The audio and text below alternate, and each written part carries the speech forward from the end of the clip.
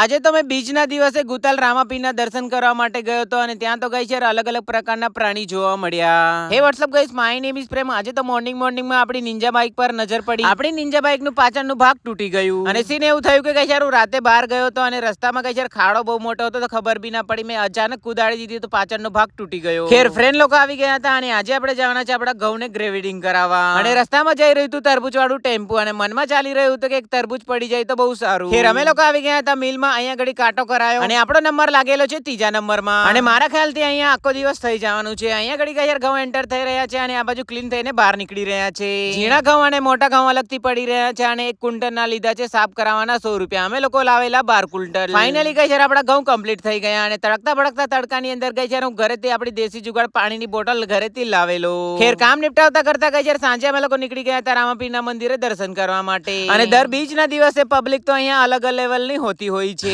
અને અહીંયા ઘડી ગોરીલો અને મોટું પટલું જોવા મળ્યા. અને બીજના દિવસે ગુતાલ કોણ બીજ ભરવા માટે આવેલા કમેન્ટ બોક્સમાં ફીડબેક જરૂર આપજો.